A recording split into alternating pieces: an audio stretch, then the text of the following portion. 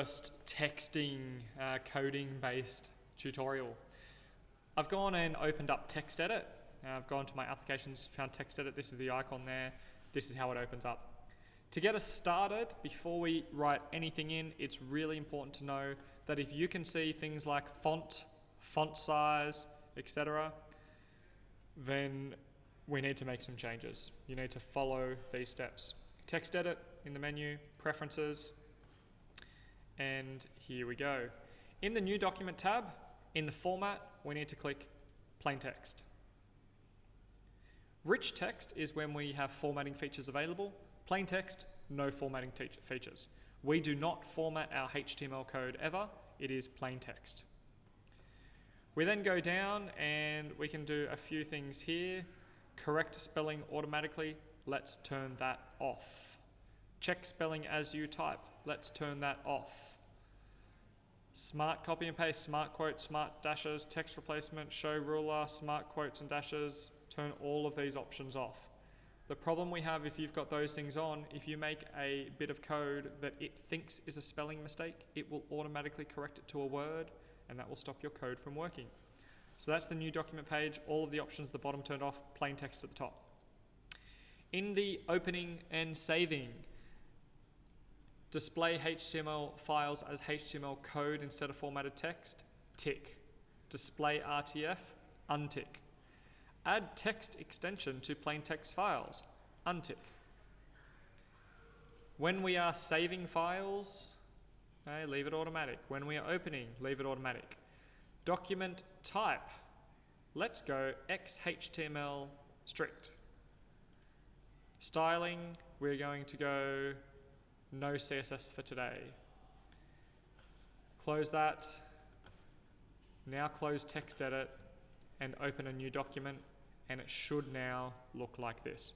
Go back and follow the steps if you've missed any. This is a video, so you can go back. So let's get started. The first thing that I'm going to do is I'm going to copy and paste this code. Now remember, I've shared this code with you, so you can paste it exactly the same as me. That's what it's going to look like. See how it's really pretty in Google Slides, and now it's not as pretty here when we are working in TextEdit. Now, I don't know about you, but I'm struggling to see this, so I'm going to try and increase the size. Okay, Command-Shift+ on the keyboard makes it a little bit bigger for you. Okay, makes it easier to see. So I have my doc type declaration. Here's my HTML start, here's my HTML end, my body end, my body start, my head end, my head start.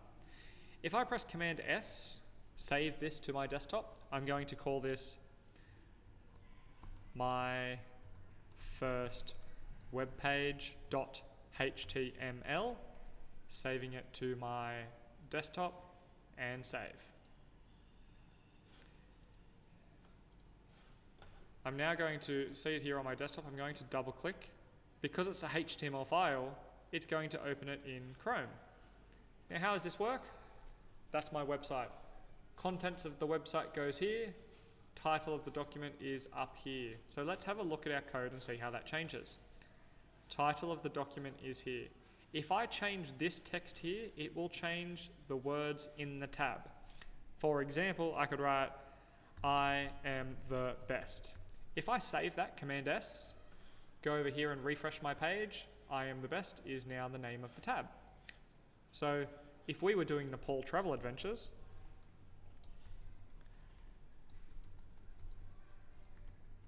you would type in something like that, save that, and refresh, and there you go, Nepal Travel Adventures homepage. Next, you can see I've got contents of the website goes here, and that's sitting in my body. You can write, hello world. Okay, sorry, I had to do that. It's a bit of a coding thing. Usually the first bit of code that anyone ever writes when they're testing whether they understand a programming language is hello world. So we've got that. Anything we put in here will now display on our site.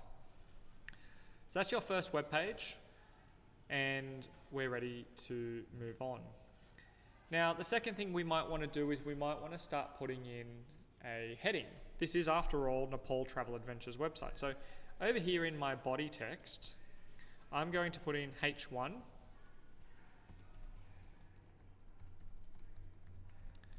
And then I'm going to close H1. Remember, I use a slash inside my tag. Save that and refresh. And I now have a heading on my page.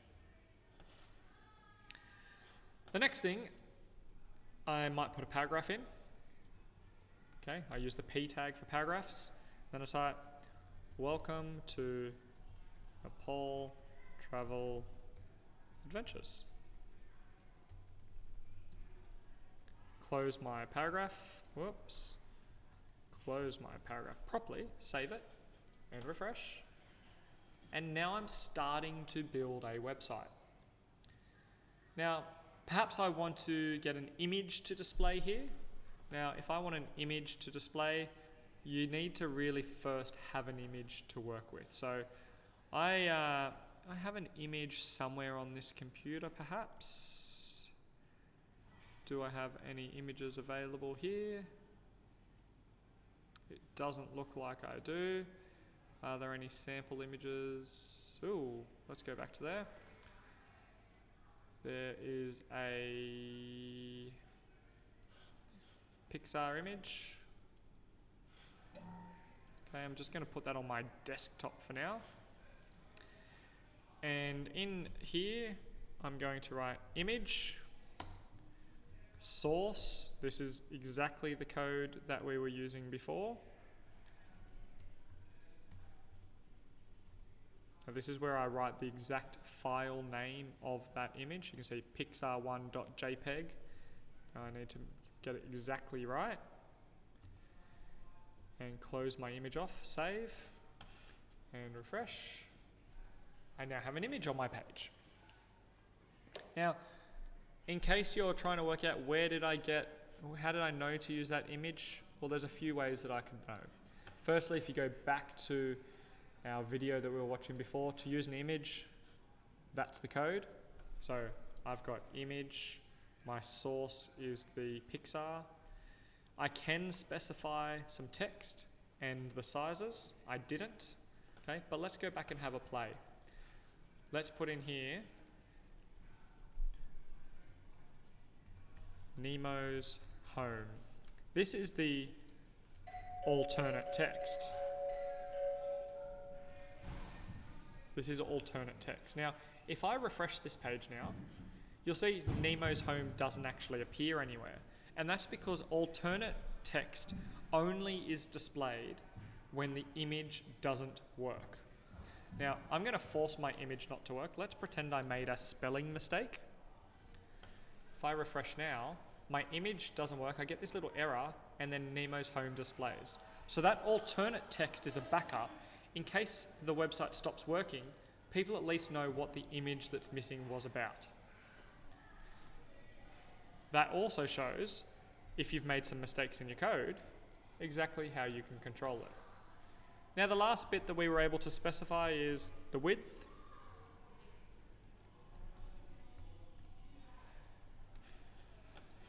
Refresh, makes it nice and small. Make it bigger. Now you see I'm working in pixels here. Makes it bigger again. I can make it 4,000, sorry. Refresh, now it's enormous. Look at that, huge. Okay. If I don't specify any width, it uses the original size of the image. Okay, so you only specify the width and specify the height if it needs to be different from what you used.